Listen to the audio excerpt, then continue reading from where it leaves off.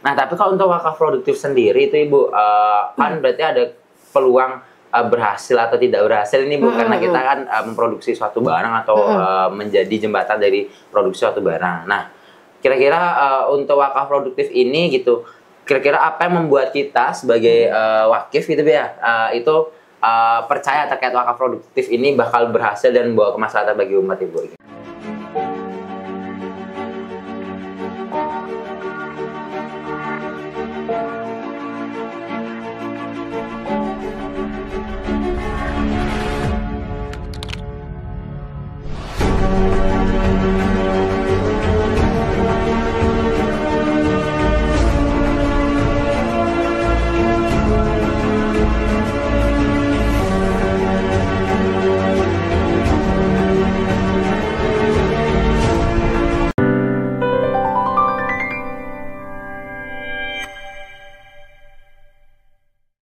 Oke, bismillahirrahmanirrahim. Assalamualaikum warahmatullahi wabarakatuh. Waalaikumsalam. Alhamdulillah teman-teman, kembali lagi bersama saya di Talikata Podcast bersama Talikata Group dan Bimas Kemenang Provinsi Bali. Di sini kita bersama Ibu Uswatun Hasanah. Assalamualaikum Ibu. Waalaikumsalam Mas Rafli. Gimana Ibu, sehat Ibu ya? Alhamdulillah. Oke teman-teman, jadi di sini kita akan bahas terkait wakaf produktif di Provinsi Bali Bu ya.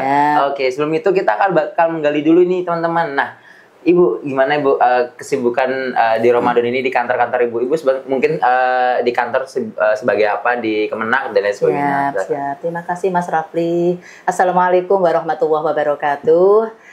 Baik, kembali lagi di acara kita, acara Ramadan kita pada kali ini. Alhamdulillah. Terima kasih Mas Rafli, kita sudah diundang di Talikata Group untuk menyampaikan sharing terkait dengan wakaf produktif. Nah, baik, kebetulan saya di Kanwil Provinsi Bali, Kanwil Kementerian Agama Provinsi Bali, diamanai oleh Ibu Kepala Kantor.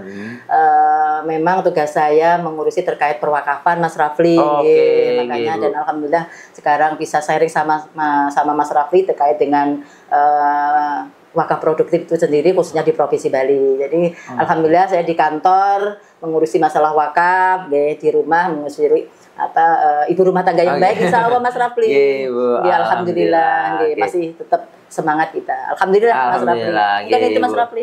Oke Bu, alhamdulillah teman-teman. Jadi kita bersama-sama seseorang yang emang sudah pakemnya lah mengurusi tentang perwakafan Ibu. Oke Bu. Sebelum kita masuk mengkerucut di Provinsi Bali terkait wakaf produktif, mungkin yang ingin saya gali Bu terkait wakaf produktif. Wakaf produktif itu apa sih Bu? Siap. Terima kasih Mas Rafli. Baik, para pemirsa yang kebetulan menonton kita pada siang hari ini, pada puasa Ramadan kita pada siang hari ini, alhamdulillah kita sudah diundang oleh Talikata Group ini untuk menyampaikan terkait wakaf produktif. Jadi wakaf produktif itu konsep wakaf yang lebih modern, di mana aset wakaf itu digunakan untuk menghasilkan keuntungan. Jadi keuntungan itu digunakan untuk kemaslahatan umat secara berkelanjutan gitu Mas Rafli. Jadi tidak melulu pada kita wakaf itu hanya makam, masjid kan gitu. Kalau zaman dulu, tapi sekarang sudah inovatif ya. Jadi nanti itu sudah inovatif dan itu juga diatur oleh prinsip-prinsip syariah agama juga membolehkan gitu. Jadi kalau zaman sekarang itu wakaf produktif sudah menggeliat gitu ya. Jadi manfaatnya lebih dirasakan oleh khalayak umum gitu. Khususnya kita sebagai umat Islam sangat merasakan sekali terkait dengan wakaf produktif itu sendiri gitu Mas. Bu. Mungkin itu sedikit sharing dulu terkait wakaf produktif. Siap Mas Rafli. Oke Bu, terkait wakaf produktif ini tadi Bu, bahwa tadi kan Ibu sempat bilang bahwa ini kan wakaf yang berbentuk hasil produksi gitu Bu. Jadi berkelanjutan juga dan lain sebagainya. Nah untuk wakaf produktif ini kira-kira kalau misalnya di Provinsi Bali mungkin ada contohnya Bu, satu atau dua contoh gitu. Siap. Terima kasih Mas Rafli. Gini, tanah wakaf yang ada di Provinsi Bali insya Allah itu ada sekitar 1.617 lokasi. Nah, data yang masuk ke saya di Kementerian Agama Provinsi Bali yang wakaf produktif itu ada sampai kemarin itu 33 yang dikerjasamakan. Saya contoh yang paling gampang yang teman-teman mungkin sering ke Bedugul. Nah, Bedugul itu kan ada money changer di bawahnya masjid itu. Dan itu semua wakaf produktif. Itu salah satu tanah wakaf yang kebetulan diproduktifkan.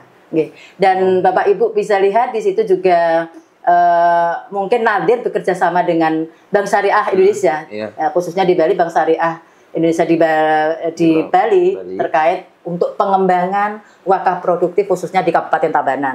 Nah, dan mengerucut lagi di Bedugul itu. Kalau Mas Rafli lihat di Bedugul itu, nah itu semua wakaf produktif itu dikembangkan oleh Nadir. Jadi walaupun Nadir itu tidak merupakan salah satu dari rukun wakaf, tapi Nadir sangat berperan penting di dalam pengelolaan wakaf itu sendiri, apalagi wakaf produktif. Jadi sekarang kita harus inovatif, Mas Rafli. Nah, jadi biar berkembang, kita juga harus mengelola tanah wakaf itu produktif dengan sedemikian rupa sehingga benar-benar dirasakan oleh umat, khususnya umat Islam. Itu Mas Rafli. Bu, ini mungkin yang saya pahami sedikit ini terkait wakaf produktif itu sedikit kayak kita kalau misalnya kita bukan wakaf Ibu ya, itu kayak kita membangun usaha Ibu ya. Siap.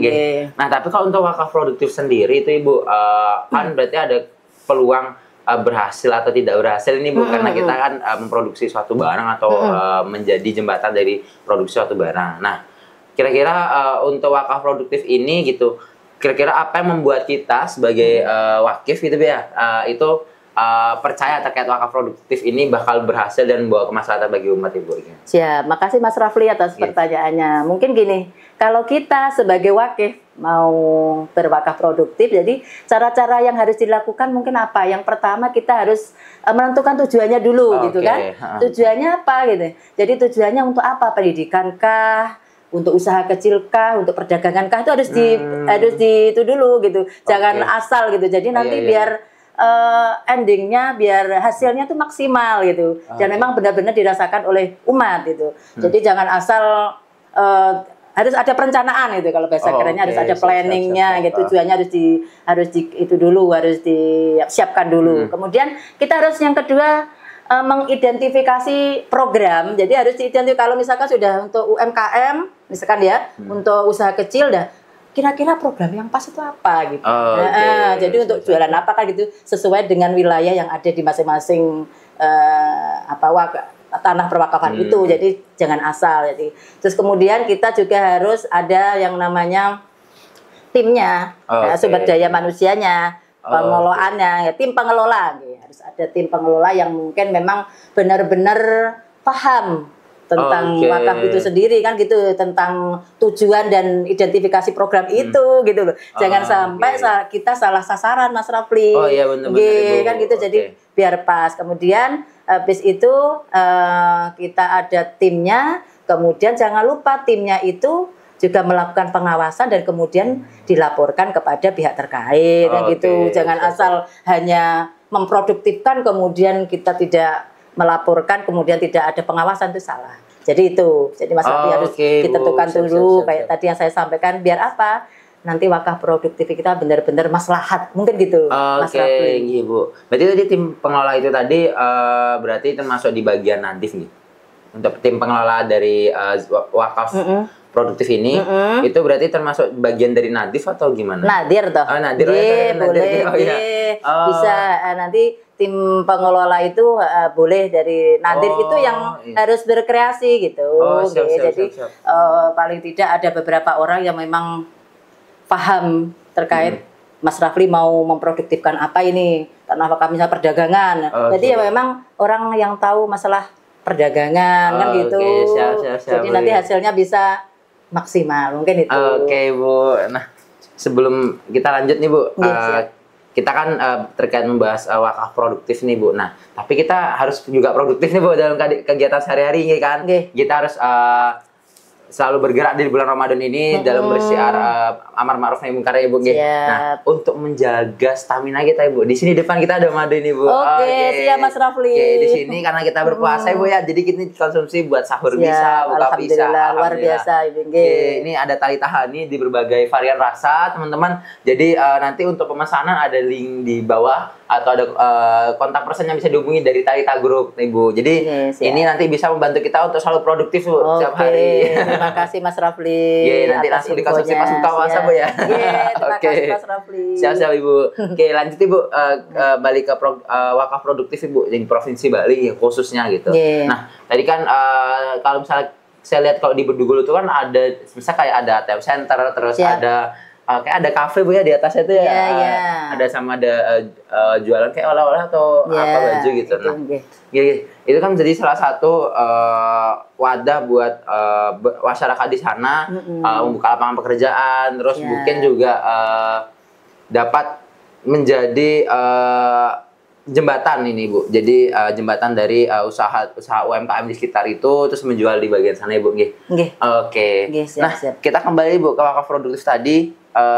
Apa sih Bu yang mendasari bahwa kita bisa kita bisa menjadi wakif di wakaf produktif ini? Sehingga kan tadi kalau misalnya wakaf itu kan banyak dasarnya Bu di UUD, terus ada di Al-Quran gitu Bu. Nah mungkin kalau di wakaf produktif sendiri itu ada nggak Bu di UUD sendiri terkait perwakafan produktif itu? Itu siap Mas Rafli. Itu di dalam Undang-Undang Nomor 41 Tahun 2004 juga dijelaskan kalau tidak salah bab 5 terkait dengan pengelolaan wakaf. Di situ jelas bahwa nadir mempunyai pengaruh atau peranan yang sangat penting di dalam pengelolaan wakaf gitu. Jadi kita sekarang dituntut untuk kreatif, inovatif di dalam pengelolaan wakaf itu sendiri. Jadi jangan seperti yang zaman dulu, nadir itu melulu pada masjid aja gitu Mas Rafli ya. Kalau zaman saya dulu kan wakaf itu hanya melulu pada masjid, musola, pemakaman kan gitu. Betul, sekarang sudah mulai konsepnya sudah mulai diubah dan itu sudah membuming kan gitu nggih. Jadi sudah apa istilahnya wakaf produktif ini sudah mulai menggeliat maksudnya di tengah-tengah masyarakat. Jadi manfaatnya lebih terasa, kemudian bisa berkesinambungan tak terputus gitu Mas Rafli, manfaatnya gitu berkesinambungan gitu. Bu. Terkait wakaf produktif sendiri kan berarti kan yang pertama kita juga membuka lapangan pekerjaan tadi Bu ya, betul. Nah itu kira-kira ya Bu, wakaf ini kan kalau misalnya kita buka tadi kayak kafe terus ada penjualan-penjualan, nah itu keuntungannya kemana Ibu?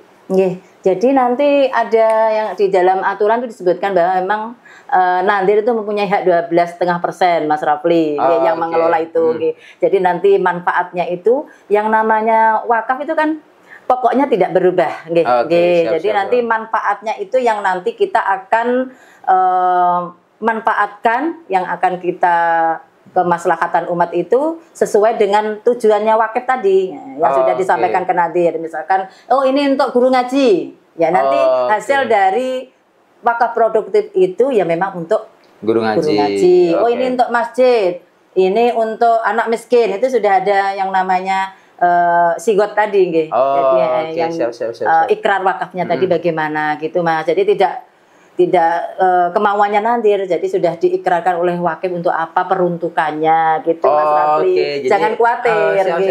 Jadi untuk misalnya kayak keuntungan dari wakaf produktif ini sudah tertera di perjanjian awal berarti Bu ya, di ikrar wakafnya, jangan perjanjian ikrar wakaf. Kalau perjanjian biar tidak salah, ikrar wakaf. Jadi nadir hanya mengelola terkait wakaf produktif tadi, tapi nanti penyaluran dari wakaf produktif tadi itu sesuai dengan ikrar wakaf yang sudah disampaikan pertama oleh si wakif. Mungkin Ibu saya sedikit menanya kembali terkait tadi penyaluran itu kan sudah ada di ikrar wakaf di awal. Nah, tapi kalau misalnya ternyata wakif ini ingin merubah jalurnya gitu, misalnya awalnya kan tadi ke guru ngaji, terus tiba-tiba yaudah karena dekat rumah wakif ini ada pembangunan masjid, apakah ikrar wakaf di awal ini bisa diubah untuk penyalurannya? Siap Mas Rafli. Kalau masalah peruntukan itu hanya bisa diubah, kita sebagai nadir harus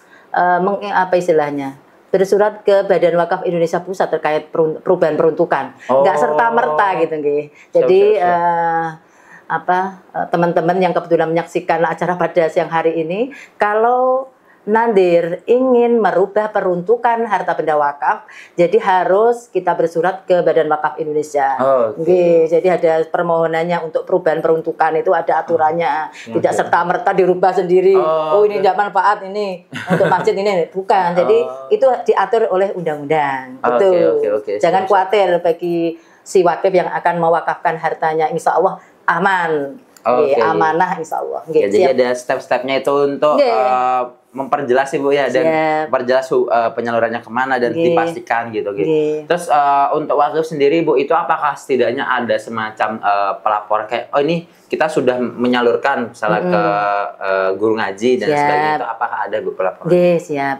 Mas Rafli, kembali lagi ke undang-undang kan gitu. Kalau kita bekerja sesuai dengan aturan, kalau ini masalah perwakafan diatur oleh undang-undang, maka kiblat kita juga undang-undang. Jadi dalam Undang-Undang Nomor 41 Tahun 2004 juga sudah dijelaskan bahwa Nandir itu mempunyai tugas kalau tidak salah 4, mengadministrasi, kemudian mengelola, kemudian mengadministrasi, mengelola, kemudian melaporkan, kemudian merawat kan gitu, kemudian melaporkan hasil pengelolaan wakaf itu kepada pihak terkait gitu. Jadi jangan hanya merawat aja, jangan hanya mengelola aja, tapi laporannya nggak ada gitu kan. Nah itu salah. Jadi sudah jelas di situ Nandir selain mengadministrasi, menjaga harta wakaf itu juga. Yang terakhir adalah melaporkan hasil pengelolaan wakaf pada pihak yang terkait. Gitu Mas Rafli. Jadi luar biasa undang-undang itu sudah mengatur. Sudah mengatur Ibu ya. Jadi kita juga tenang Ibu ya. Jadi ada pelaporannya. Terus ada pelaporannya. Tadi sudah disalurkan gitu. Jadi kita tidak khawatir juga. Insya Allah kita makin di kelas juga Ibu. Alhamdulillah. Ibu terakhir mungkin terkait wakaf produktif ini. Ada nggak Ibu semacam batasan-batasan kalau ini wakaf produktif ini di lingkup ini aja, terus misal kayak wakaf produktif itu hanya diperuntukkan untuk usaha-usaha UMKM kecil menengah, atau mungkin lebih kayak pembukaan lapangan pekerjaan yang jumlah seberapa dan lain sebagainya, itu mungkin jelas? Belum ya, itunya apa? Garis bawahnya apa? Garis bawahnya. Jadi misal wakaf produktif ini hanya di lingkup untuk UMKM di sektor mungkin produksi makanan atau produksi tekstil dan lain sebagainya. Ada nggak Ibu semacam batasan-batasan itu? Nggak ada Mas. Jadi kita diberi kebebasan untuk yang namanya wakaf produktif itu kreasi kita, misalkan ya. Kayak saya contohkan di Buleleng ya. Di Buleleng itu banyak sekali tanah wakaf produktif itu. Apa itu yang untuk sembako untuk rokok itu apa? Yang tanaman yang di Buleleng itu loh. Tembakau?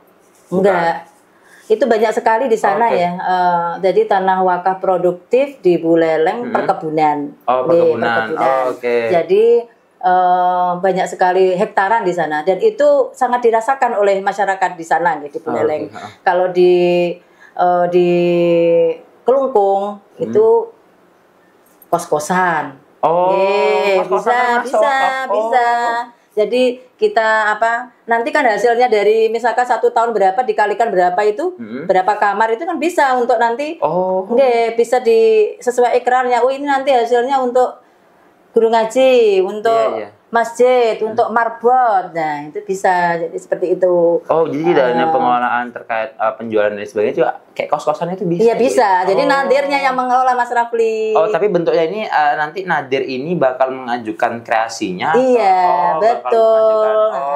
Jadi bisa kalau di Kelungkung itu ada kos-kosan banyak itu yang dimanfaatkan memang untuk masyarakat di sana, tapi ya murah memang ya, tapi kan hasilnya bisa dirasakan oleh masyarakat khususnya di wilayah sana. Kemudian di negara itu ada yang namanya korma, kemudian pepaya yang kemudian kemarin dapat stimulan dari pemerintah, bantuan dari pemerintah itu loh. Jadi pemerintah juga tidak tinggal diam. Jadi untuk wakaf produktif ini dibantu yang namanya dengan program inkubasi wakaf produktif. Nah, yang terakhir tahun 2023 pemirsa, kemarin itu Kementerian Agama Republik Indonesia juga sudah membantu wakaf produktif yang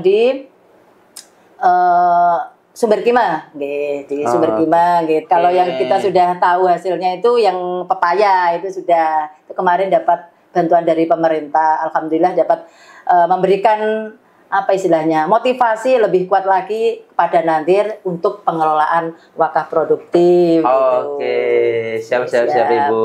Mungkin kita terakhir aja Ibu ya terkait wakaf produktif ini. Kira-kira apa yang kita bisa yakini bahwa wakaf produktif ini itu juga benar-benar bermanfaat bagi kemaslahatan umat, dan mungkin teman-teman nanti di sini tuh bisa makin yakin bahwa oh ada inovasi baru nih Bu terkait wakaf produktif ini, tidak hanya wakaf tanah dan wakaf uang tadi gitu kan, ada wakaf produktif tadi Bu, mungkin bisa disampaikan ke teman-teman nih Bu terkait. Siap. Terima kasih Mas Rafli. Gini, untuk wakaf produktif ini insya Allah juga sudah diatur undang-undang, kemudian di dalam syariat Islam juga tidak melanggar, jadi tidak usah ragu lagi kalau kita mau berinovasi terkait wakaf produktif. Jadi mindset yang lama, kalau wakaf itu hanya berkutat pada masjid, musola dan pemakaman, itu harus dirubah gitu. Sekarang kita sudah zamannya sudah berbeda, jadi kita sebagai Nadir, sebagai masyarakat yang diamanai oleh wakif, untuk mengelola wakaf juga harus berkreatif gitu untuk berinovasi di dalam pengelolaan wakaf produktif itu sendiri. Jadi dalam undang-undang sudah jelas, kemudian insya Allah di dalam syariat Islam juga tidak melanggar. Mungkin itu Mas Rafli. Jangan ragu untuk berkreasi, berinovasi terkait dengan pengelolaan wakaf produktif. Itu mungkin itu Mas Rafli. Oke Bu. Jadi teman-teman nih gak usah lah Kak, ternyata saya ingin wakaf produktif tapi saya kurang tahu nih. Bisa langsung datang ke kantor KUA Ibu ya, kantor urusan agama nanti. Dibantu nggak di sana Ibu ya? Siap, ada petugasnya Mas Rafli, jangan khawatir. Oke, jadi teman-teman jangan khawatir. Oke, usah ragu. Langsung kita harus buru-buru berwakaf ya Bu ya. Itu yang dapat kita perbincangkan dengan Bu Suatu Nasani terkait wakaf produktif di Provinsi Bali. Oke, terima kasih Bu atas waktunya telah hadir di podcast kami. Terima kasih juga Mas Rafli, mohon maaf kalau ada kekurangan, salah kata, mohon maaf. Oke, begitu teman-teman, nanti kita lanjut lagi di podcast selanjutnya. Tadi kata podcast bersama Talita Group dan Kemenag Provinsi Bali. Oke, kita akhiri. Wassalamualaikum warahmatullahi wabarakatuh. Waalaikumsalam warahmatullahi wabarakatuh.